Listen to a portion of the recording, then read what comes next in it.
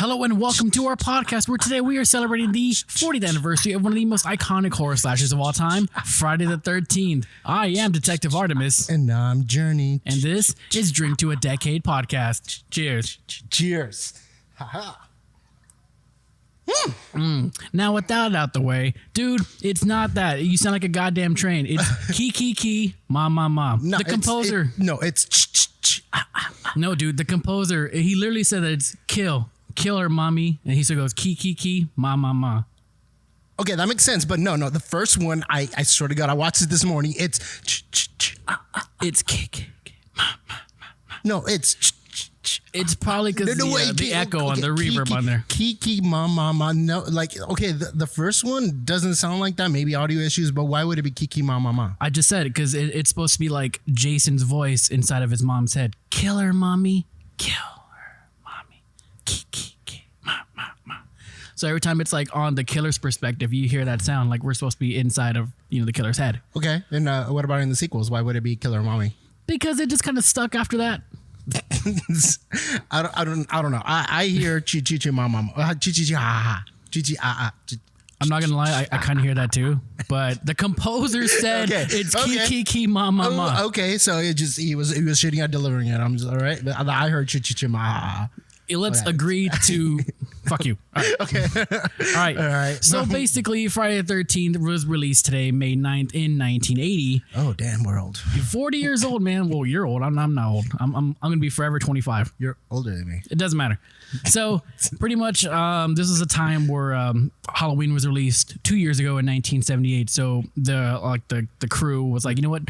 Let's sort of ride the coattails and the success of Halloween and kind of make our own version. They pretty much were like try to rip it off. Yeah, and I mean, Friday the 13th wasn't the only one. There was a bunch of other ones. There was like some camp. It's all about camping, right? Sleepaway Camp. Sleepaway Camp. It's actually pretty good. That one's not that bad. It gets really repetitive afterwards with all the sequels, but but that one was good. Yeah.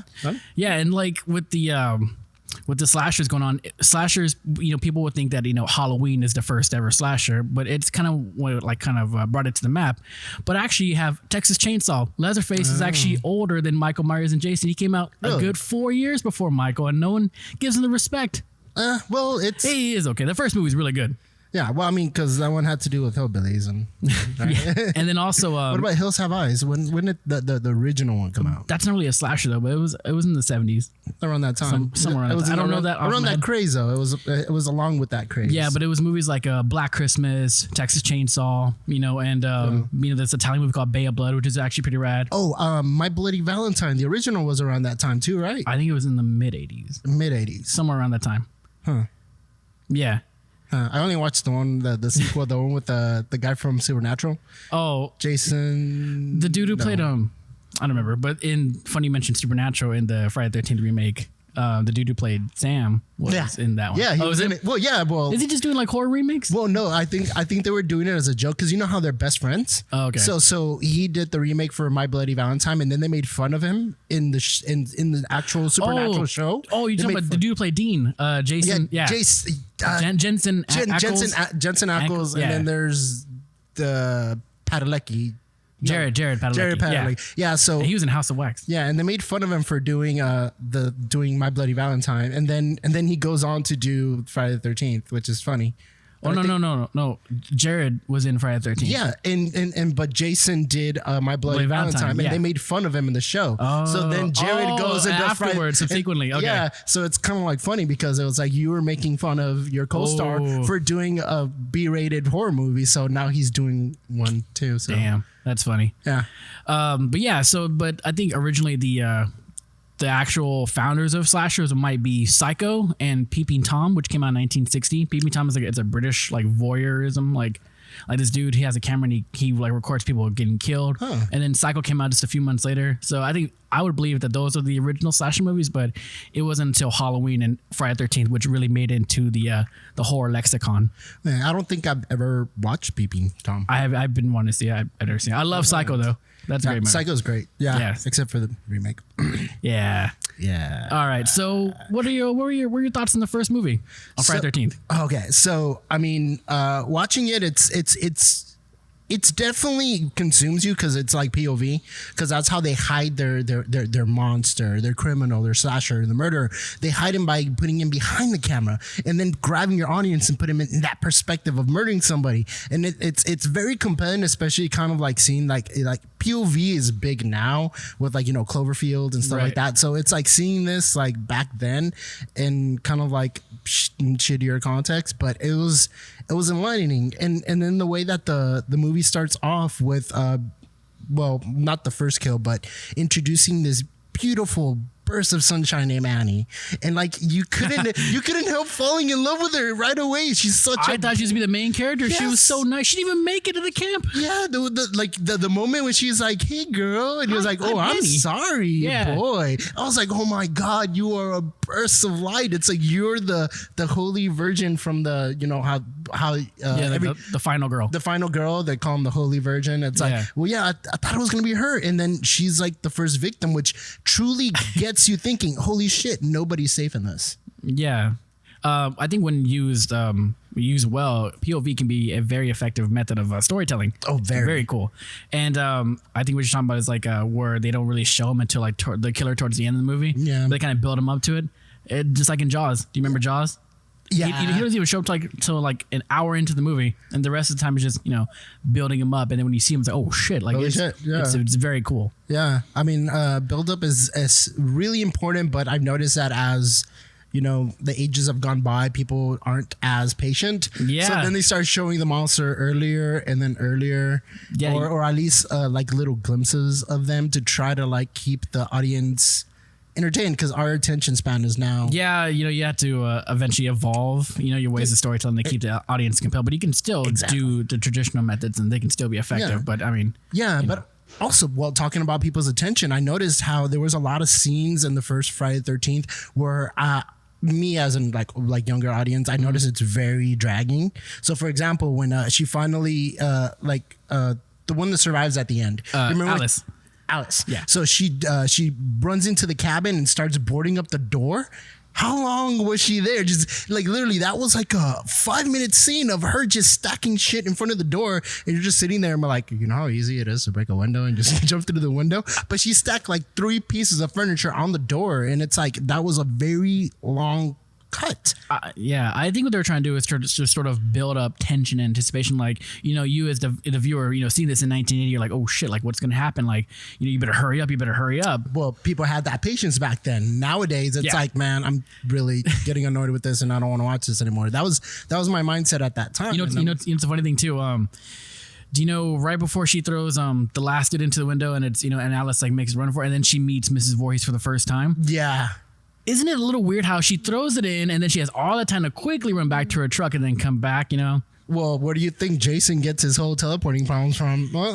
That's very true. But here's an interesting theory. That was very quick, though. Yeah, like really quick. So what if Jason was working with his mom the whole time? And it was a mother and son thing, and then he sees his mom get killed.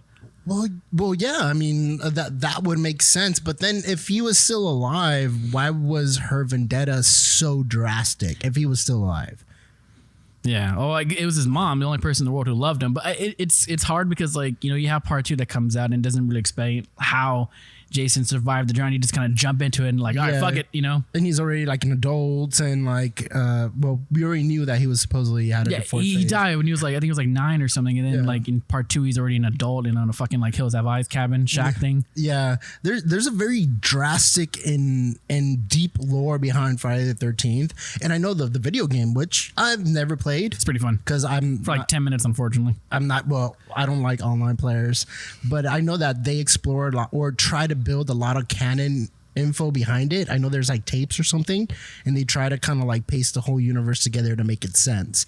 And they said that like they did a pretty good job on the video game. It absolutely looks and feels great, and like some of the maps are too big, I guess, for some people, but I mean, it was pretty fun. I loved it, and I'm always more for like, you know, for Jason games. There's not enough of them. Well, yeah, you're just a huge fucking fan of Friday the 13th. Well, if there was like a Halloween like slasher game, that'd be fun too. I don't think so. All right. I don't have you played Resident Evil 2? No. The original or the remake? None of them? No. Unfortunately. Okay. Well, do you know who Mr. X is? You know how he kind of like stalks you throughout the whole game? I've heard of him, but no. It's a pretty terrifying part of the game, so that can easily work in a fucking like Jason game where you had this big ass AI unstoppable tank coming after you. Isn't that kind of like what Evolve was, and also Dead by Daylight? Isn't that kind of like the same concept? I haven't played those. I heard Evolve was kind of like the beginning of like of this new concept of like online battle royale kind of concepts where you team up with 4 players against one monster, kind of like it wasn't that great. But then Dead by Daylight, it's like basically Friday the 13th times 2 times 3. Oh, okay. But you can pick your monster, and like I haven't played it either, but it looks amazing. What were some of your favorite kills in Friday the 13th? In any of them, not just for the first one. Okay. My top one has got to be from part 8. Part 8. Okay. Yeah, we talked about this. Are you talking about Apollo? Yeah. So when the boxer tried to take him up, and I was like, man, this is the first time somebody's like, fuck you, let's do this. Hands up, let's do this. Starts boxing up Jason, and then Jason literally knocks his block off. I'm not kidding. His head flies over and then lands in a comedic way. dumpster. Yeah, and the door closes. Yeah, that was comedic, and it was dope. It was amazing, and that's probably my favorite kill. My second favorite kill is probably the guy in the wheelchair. Ah, that's my favorite one. Yeah, that was so fucked up. That was part 2. Yes, part 2. Part 2. That was hilarious. He was about to get laid too. Yeah. He was about to. He got chopped in the face and then fell down all these stairs. God knows where his body flew into. Oh man, they had to freeze frame it because I don't know. That's actually my favorite kill. I'm not gonna lie. Going back to Friday the 13th Part 8. The when he kills a little punk rock girl with her guitar. Do you remember that part? No, that's pretty funny. No, I don't remember that part. Or like that was probably the one that is the most hazy to me. But I don't blame you. It's very slow paced. It's very slow paced, and it's I think you mentioned something about them not actually being in New York. So it's called Jason Takes Manhattan because they want to do something different, and apparently the budget didn't have enough money to film the shots in New York because it's very expensive. Yeah. So like fuck, what are we gonna do? We caught her, Takes Manhattan. So like, you know what? Let's just do about 3/4 of the movie on a boat, and then he gets to Manhattan at the end. Okay. Yeah. All right, but he takes Manhattan for like 30 minutes. He takes a little, very small part of it, and he gets washed away by some weird acid shit.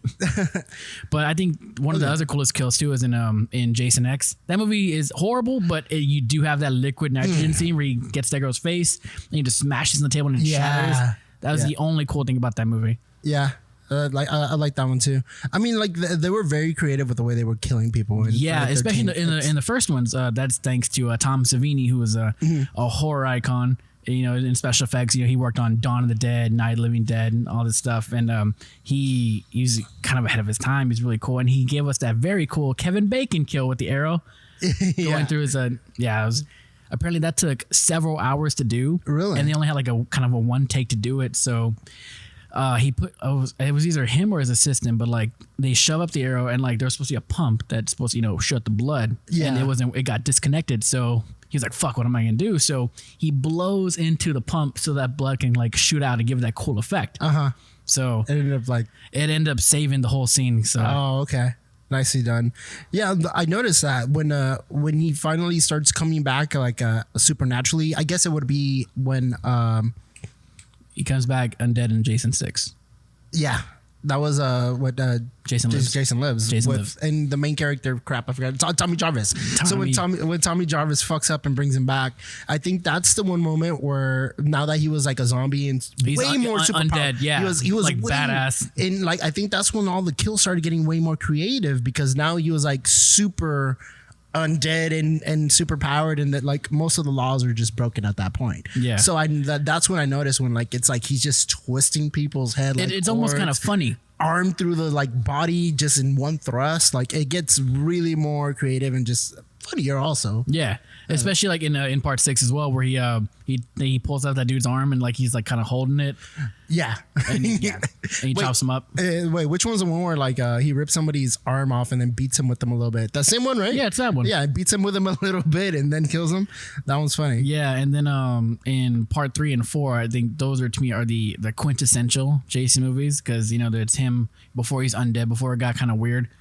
And like it has the camp feel, and it's really cool. I personally like the and Corey Feldman was in part 4.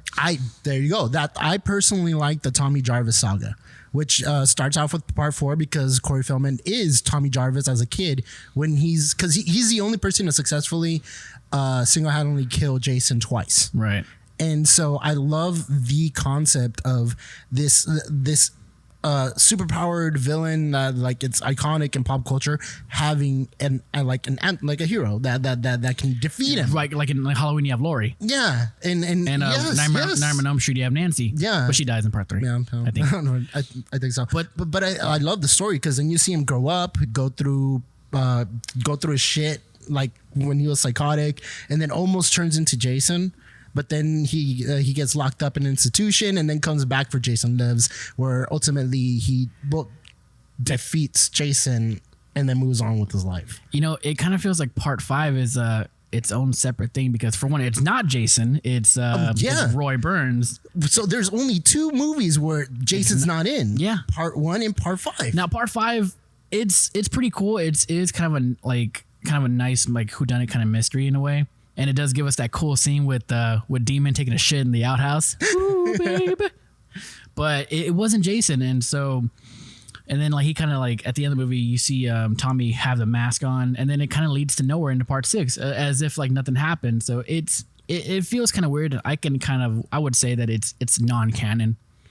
Okay. But I mean, like, did you know, like, I also noticed that like during part 5, yeah, the mask was different. It was a different mask. It was a different mask. So that's what kind of gave me this hint that it was like, is this the actual Jason? I mean, because he's always had the same mask since part 3, because that's where he gets the mask. Correct. And that's where his iconic look. That's where his identity came from. Yeah. And it's so weird how this iconic character built over time. It's like he wasn't even in his first movie. Second movie, he didn't even have the mask. Although you do see his face. That's what I always loved about it. You see him in like the first, like all 8 of them actually. Exactly. And I noticed that sometimes like you would expect for a character to be on running, they would never reveal his face. Right. Kind of like to build up in your imagination. Yeah. I mean, like Texas Chainsaw, I don't remember ever seeing his face. I've only seen the first one and most recently, I don't remember the other ones. Yeah. I don't think they ever do a face reveal. There's like 2 remakes and like 4 sequels. I don't remember them doing a face reveal for Texas Chainsaw Massacre, that guy. I'm sure they have those. There's been enough movies to do so. Possibly.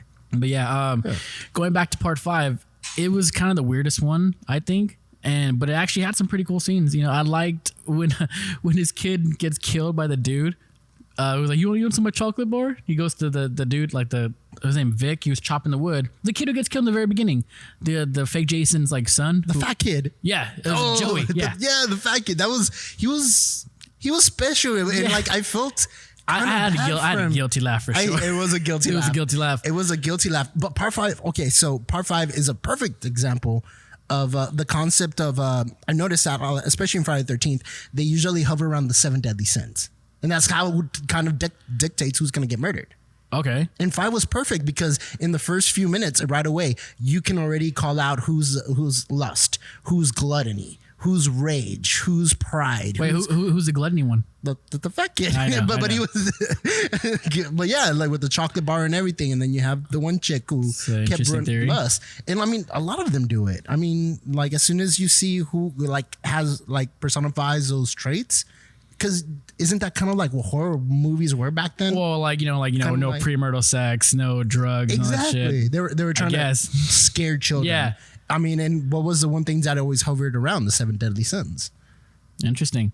Another cool thing about part 5 too is it's almost a reverse of part 1, because in part 1 it's the mom killing for her son, and in part 5 it's the dad killing for his son. That's actually a pretty cool parallel. That is. I didn't even notice that. Yeah, I think that's the amazing. same exact like motive too. So like, wow, 5 was definitely iconic. It's something. It's something. It's weird, different, but it's also good at the same time. Yeah, it's weird how like there's so much that centers on that one. Yeah, and the dude who killed Joey, he was in Return of the Living Dead. He was the super punk rock guy who got bitten by a tar head. And in part 6, Tommy Jarvis was in Return of the Living Dead as well. He was the one who turned into a zombie with the old dude. Was it Ernie or Bert? I think it was Bert. Do you remember the two guys that turned into zombies? That was him. Yes. And in part 5, yeah, you're right. And in part 5, there was another Return of the Living Dead character, Demon, who was like, "Ooh, baby." He was in Return of the Living Dead as well. They really like to recycle people, right? They came out like pretty much in the same year, so it was pretty rad. And I love Return of the Living Dead. It's one of my favorite zombie movies, so I caught that shit right away. Yeah, you boast that a lot. So we talked about our favorite ones, but which ones are the one you hate? Yeah, which ones do you hate? All right, I don't like part 5, but I also like part 5, so I'm gonna put that in in between. But obviously, Jason Goes to Hell was ridiculous. Sans for the Freddy cameo at the end. Jason was not even in the movie. He was in there for like a second. He gets blown up, and then he's like transferring to other bodies, and he shows up at the very end again. Yeah, that was really. Where he has to kill like his cousin or his niece or some shit, like almost like a Michael Myers kind of a spin where he has to kill his family. So I didn't like part 9. I didn't like Jason X. I did not like the remake. And Freddy vs. Jason it had its moments. It was pretty okay. But the whole they both won at the end. Like there was no decisive winner. Like I get that, but it's like it's kind of a letdown. So yeah, definitely I think the worst would be part 9, Jason X, and the remake for me. Yeah, I think the one that I really didn't like, and I know this one's your favorite though. I wasn't a big fan of part 7. Part 7. Part 7 was like Carrie versus Jason. That's what annoyed me. You don't need okay. For one, she was stupid with her powers. I killed my daddy with my superpowers, and then she goes as an adult back there and then resurrects a monster. With their powers. She didn't know. She didn't even. Why did we need a superpower? Like, okay, we had Tommy Jarvis. I was cool with that because he was a level grounded human. A regular human. Yeah, I get going against Jason. But now you're grabbing this like psychic girl against him. And I'm like, that's just. She was actually telekinetic. Yeah, there's a difference. Yeah, you're right. Telekinetic. It's still, though, it's like, I don't. It's like she's annoying. It's like she was annoying. I just couldn't do it. I get it. They try to make her pretty sympathetic and all that stuff. No. But I love the idea of Jason going against like a TK person, and she only showed her powers at the very end where she was fighting with them. So it's not like she was throughout the whole movie like throwing spears at him. She was still trying to figure out her powers too, and she was learning about her past too.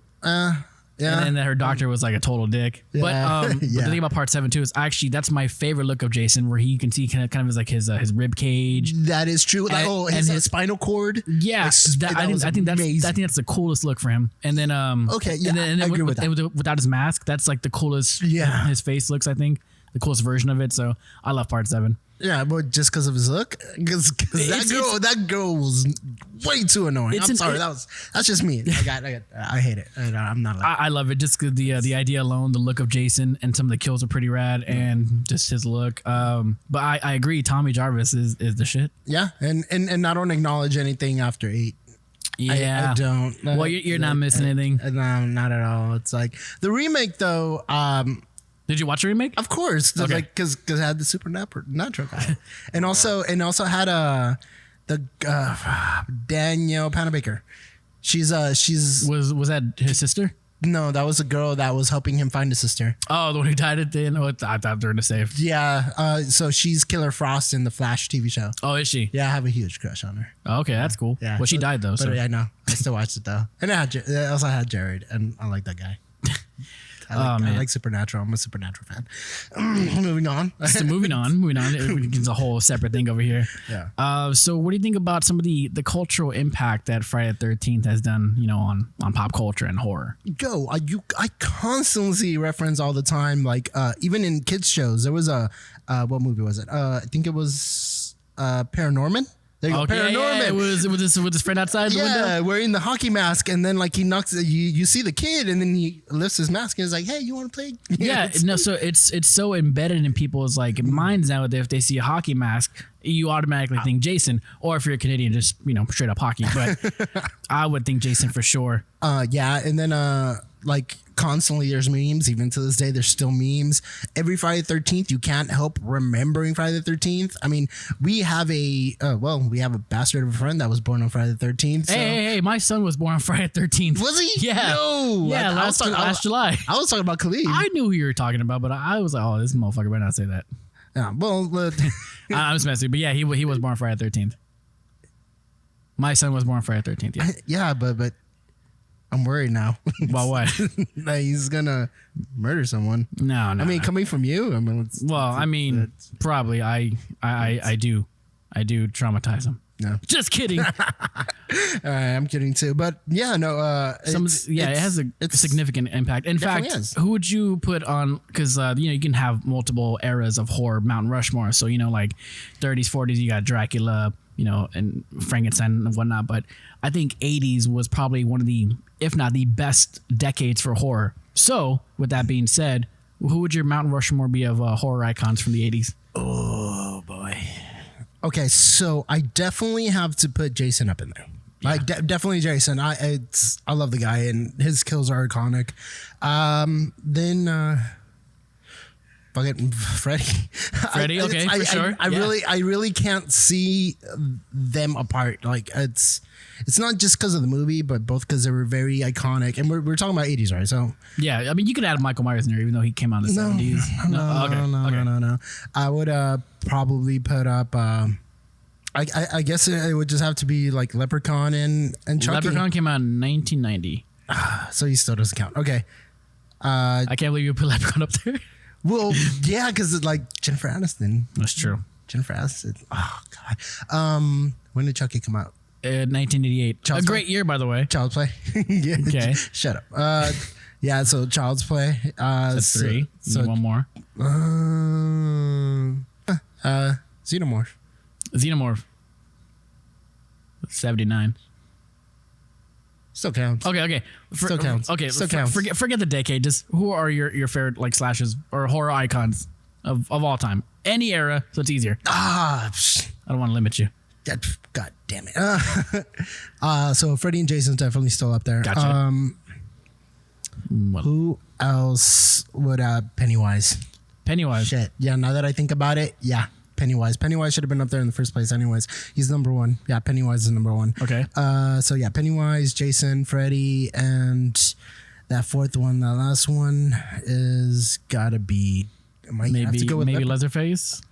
No, I might have to go with like Leprechaun. I don't know. It's I guess for the fact that like he was so much more funnier and comedic, and Jennifer Aniston. I mean, but it's like, all good. Yeah, it's your choice. Definitely up there. It would have to be him because it's like when it came to just, I love classic horror. Right. And some of the new stuff now is trash. Scares. Yeah, it's trash. And honestly, the only good new movie is the It remakes. Okay. So Chapter 1 and yeah. So. Like that's my Rushmore. Yeah, Pennywise, Jason, Freddy, and Leprechaun. Pretty cool. I think I would do obviously Jason, needless to say, and then Jason, and then probably Jason again. I kid. No, I would do Jason. Dylan, and I spit hot fire. No, it'd be Jason, Freddy for sure. Michael, you can't have a Mount Rushmore of horror without Michael. Really? I think so, yeah, dude. Michael's I don't like Michael Myers that much compared to Jason, but I gotta get respect where respect's due. And part 4, or the fourth one, would probably be, I would say Pennywise, but fuck clowns. So I'm gonna go with Chucky. You are terrified of clowns, so it would only make sense for Pennywise to be up there, right? For the record, for the millionth time, I am not afraid of clowns, but if I were to see one in this room, I would be very uncomfortable and want to go the other way. That does not mean I'm afraid of clowns. Who likes clowns?